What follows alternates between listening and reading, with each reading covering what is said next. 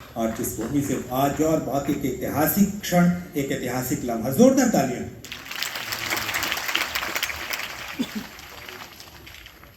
नमस्कार।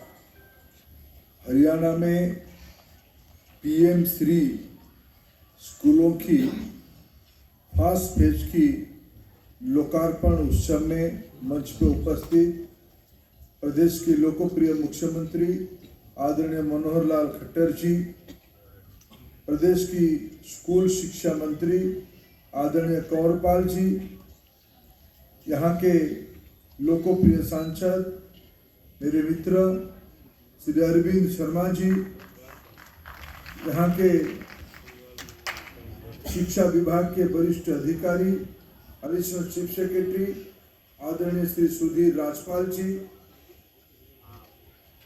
महर्षि दयानंद विश्वविद्यालय के वाइस चांसलर प्राध्यापक राजवीर सिंह जी, मंच पे उपस्थित अन्य सभी महानुभाव, यहाँ कार्यक्रम में उपस्थित, जैसे बताया गया पहला फेज में जो 124 124 सेकेंडरी और higher secondary senior secondary school के आदरणीय प्रिंसिपल, उस इलाके की आदरणीय सरपंच और अन्य शिक्षक साथीगण, प्रदेश की वरिष्ठ शिक्षा अधिकारी मित्रगण तथा अन्य विश्वविद्यालय तथा अन्य शिक्षानुष्ठान के अधिकारी मित्रगण, मैं आप सभी को आज की महत्वपूर्ण कार्यक्रम के अवसर पे दशहरा की शुभ अवसर पे शुभेच्छा देता हूं, बधाई देता हूं। प्रधानमंत्री नरेंद्र मोदी जी की एक सौगात आपकी राज्य में भी आज शुरू हो जा रहा है। पिछले जुलाई 29 को जब प्रधानमंत्री अखिल भारतीय शिक्षा समागम में देश की 6207 स्कूलों की उनके लिए आर्थिक अनुदान 630 करोड़ रुपया का पहला फेज का उन्होंने लोकार्पित किया। उस समय में हरियाणा का भी लगभग 250 स्कूल की भी चयन किया गया था। आज वहां की कुछ चुनिंदे सदस्य उपस्थित हैं। मित्रों, आज शिक्षा विभाग ने अनेक प्रकार की सुधार के कार्यक्रम, नए आयामों की, नए उपक्रम की भी आज इस कार्यक्रम में लोकार्पण किया। लेकिन मैं एक विषय मेरे को अच्छा लगा, मैं आपके सामने सार्वजनिक रूप में कहूँ, हरियाणा में शिक्षक नियुक्ति और तबादला एक उद्योग था। उसको आज मनोहर लाल जी ने एक पारदर्शी प्रक्रिया डाल के, अभी मेरे को शिक्षा मंत्री जी कह रहे थे, जितने लोगों की ऑनलाइन ट्रांसफर हुई है उनमें से लगभग 90% लोगों की संतुष्टि है। ये बहुत बड़ी उपलब्धि है। ये संभव है, टेक्नोलॉजी के माध्यम से पारदर्शी तरीका लाया जा सकता है। हरियाणा ने देश के सामने उसकी मिसाल खड़ा किया है। इस साल केंद्रीय विद्यालय संगठन ने भी, पहले भी तो ऑनलाइन कर रहा था, इस बार भी थोड़ा इस प्रकार के अनुभव को लेते हुए अभी एक सफल ट्रांसफर किया है। लेकिन एक आधा ट्रांसफर की पैरवी अरविंद शर्मा जी, मेरे मित्र अरविंद शर्मा जी, मेरे को दे ही दिया है। मैं क्या करूं, अभी हरियाणा में क्या करूं अरविंद जी? आपने प्रदेश में पारदर्शिता ले आया, फिर आप मैं दिल्ली में कैसे करूं? चलो कुछ तो रास्ता निकलेगा। अरविंद शर्मा जी का अधिकार तो थोड़ा बहुत हमारे ऊपर बनता ही है। लेकिन मैं हरियाणा का इस सफल प्रयास के लिए हरियाणा के माननीय मुख्यमंत्री और शिक्षा मंत्री जी दोनों को बधाई देता हूं। देश के लिए उन्होंने अपना उन्होंने टेक्नोलॉजी के माध्यम से एजुकेशन देने के लिए जो उपक्रम, जो टैबलेट दिया है और उसको डायनेमिक बनाया है, मैं एग्जीबिशन में देख रहा था, वो भी एक अच्छा प्रयास है। मित्रों, ये पीएम श्री स्कूल क्या है?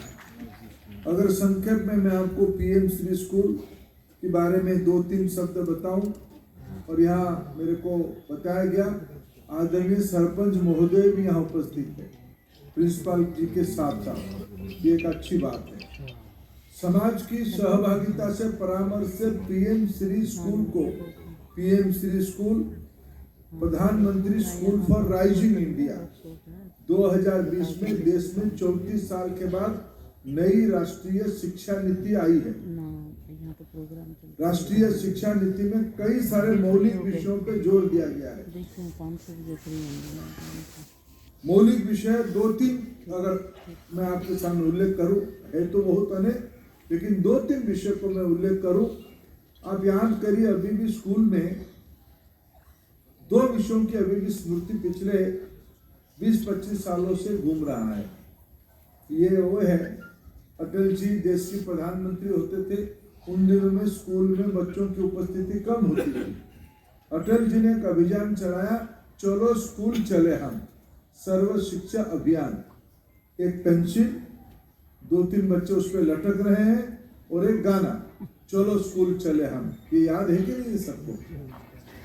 आज से आज मोदी जी की समय तक हमने समग्र शिक्षा और उससे आगे इस बार तो पीएम श्री तक पहुंचे, राइजिंग इंडिया की हमने कल्पना किया। इसीलिए पहला काम प्रधानमंत्री जी ने किया, राष्ट्रीय शिक्षा नीति लाया। शिक्षा नीति के अगर मैं 3 प्रमुख बिंदु में गिनाऊं, हमने जोर दिया है, पहला काम ये जोर दिया है कि जो प्रारंभिक अवस्था में बच्चे की, अभी हम लोग रामलीला देख रहे थे, रामलीला में जो अभिनय हुआ, वो अभिनय गजेंद्र जी भी फेल हो जाएंगे उस प्रकार के अभिनय के कारण।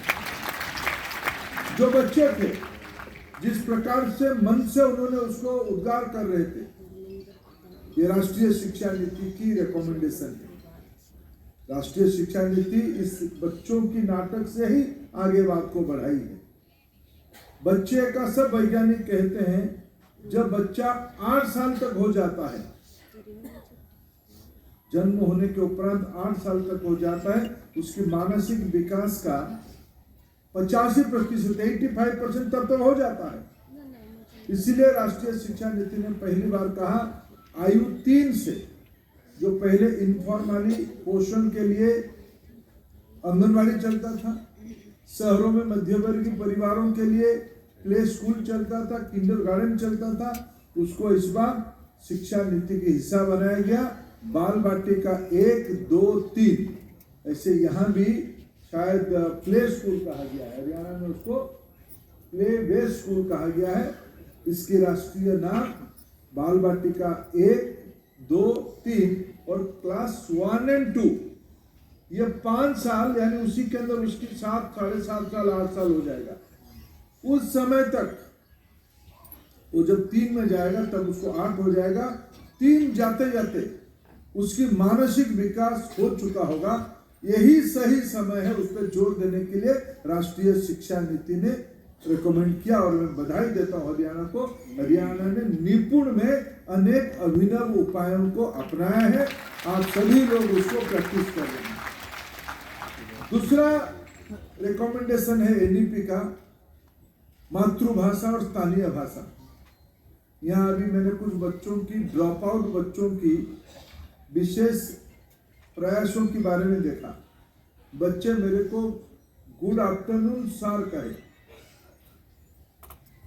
माननीय मुख्यमंत्री जी, राष्ट्रीय शिक्षा नीति की पैरवी दूसरी ओर है। कोई भ्रम में मत रहिए, कोई भ्रम में मत रहिए। अंग्रेजी सीखने से ही बच्चा हमारा आगे बढ़ रहा है, ये भ्रम में मत रहिए। एपीजे अब्दुल कलाम अपने बचपन में अंग्रेजी नहीं पढ़े थे, विश्व की प्रसिद्ध वैज्ञानिक बने। आज की देश की आदरणीय राष्ट्रपति महोदया अंग्रेजी नहीं पढ़ी थी।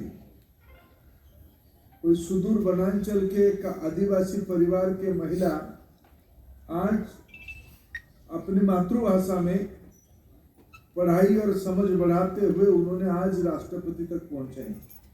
भारत के लोकप्रिय प्रधानमंत्री नरेंद्र मोदी जी अंग्रेजी में नहीं पढ़े थे, अपने मातृभाषा में ही पढ़े। विश्व की बड़े बड़े अर्थनीति अपने मौलिक अंडरस्टैंडिंग, जिसको एक मौलिक चिंतन कहा जाता है, क्रिटिकल थिंकिंग कहा जाता है, उसको बढ़ाने के लिए मातृभाषा को ही अपनाया है। त्रिभाषी तीन भाषाओं को पढ़ना एक अलग विषय है। पहली बार राष्ट्रीय शिक्षा नीति ने रेकमेंड किया है कम से कम क्लास 8 तक, पहला 5 साल को बाल बाटिका 1, 2, 3 और क्लास 1 और 2 को फाउंडेशनल कहा गया है, 3, 4, 5 को प्रिपरेटरी कहा गया है, 6, 7, 8 को मिडिल कहा गया है। कम से कम मिडिल तक अगर बच्चा जिस भाषा को पहली बार वो सुना था और पहला शब्द जिस भाषा में बोला था, अगर उसी में लिखेगा और पढ़ेगा, तब उसकी मौलिक चिंतन, तर्क की, अनुसंधान की समझ बढ़ेगी, तो वो बड़ा काम कर सकता है। इसीलिए राष्ट्रीय शिक्षा नीति की मूल रिकमेंडेशन है मातृभाषा में ही पढ़ाया जाए। वो पढ़ाई किसी भी विषय, हमें आपत्ति नहीं है उसमें। कभी सोचिए, मेड इन जापान पहले, आज तो मेड इन इंडिया प्राउड हो चुका है, लेकिन मेड इन जापान एक क्वालिटी की बेंचमार्क होती थी। जापानी लोग अंग्रेजी नहीं समझते हैं। भारत में लंबे समय पराधीनता के कारण हमको कॉलोनियल माइंडसेट से हम गुजरे, इसलिए हमारी थोड़ा कुछ अभिजात्य लोगों की एक भ्रम है अंग्रेजी से पढ़ने से ही बढ़ेगा। अंग्रेजी पढ़ना ही पड़ेगा। जिनको विश्व बाजार में जाना है, जिनको हरियाणा की गेहूं को, हरियाणा की सब्जी को विश्व तक पहुंचाना है, उनको हम अंग्रेजी पढ़ा के भेजेंगे। लेकिन गेहूं अच्छे बनने के लिए, अच्छे सब्जी बनने के लिए, अच्छा शक्कर बनने के लिए, अच्छा मक्खन बनने के लिए, अच्छा फ्लेवर मक्खन बनने के लिए अंग्रेजी सीखना कोई जरूरी नहीं है। उसको तो ठेठ हरियाणवी सीखना पड़ेगा, तभी जाकर हो पाएगा। ये राष्ट्रीय शिक्षा नीति की पैरवी है।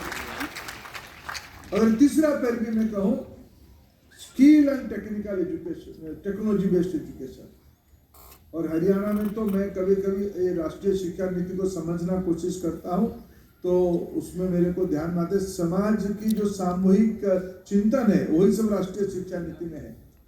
आज हम अगर देश में एशियन गेम में सबसे ज्यादा मेडल जीता है, उसके अंदर सबसे ज्यादा मेडल जीतने वाला प्रदेश हरियाणा है। हरियाणा को देखा है। जो मेडल जीतने वाले प्लेयर्स को इंग्लिश जानना कोई जरूरी नहीं, बाद में इंग्लिश कहते हैं, अच्छे इंग्लिश कहते हैं, लेकिन खेल अच्छा करने के लिए इंग्लिश जानना कोई जरूरी नहीं है। हरियाणा की किसानी देश में एक आदर्श स्थिति तक पहुंची है, खेती आदर्श स्थिति तक पहुंची है। उसके लिए हरियाणा की जनजीवन में जो संस्कृति है, कृषि हो, खेल हो, यही सब राष्ट्रीय शिक्षा नीति की रिकमेंडेशन है। स्किल बेस्ड एजुकेशन करना, इलेक्टिव नहीं। विधिवत आने वाले दिनों में पढ़ाई में स्किल को पढ़ाई का हिस्सा बनाना, जिसकी पाठ्य पुस्तक हम लोग अभी बना रहे हैं, उस पे आने वाले दिनों में आपके सामने भी आ जाएगा। यही सारे विषय के अलावा आपको जिसमें लगता है कि इसमें से थोड़ा हमको फ्लेक्सिबिलिटी रहेगा, तो हम थोड़ा नया प्रयोग कर पाएंगे। इसी की नाम है पीएम राइजिंग स्कूल्स। ये इसका नाम है PM schools for rising India.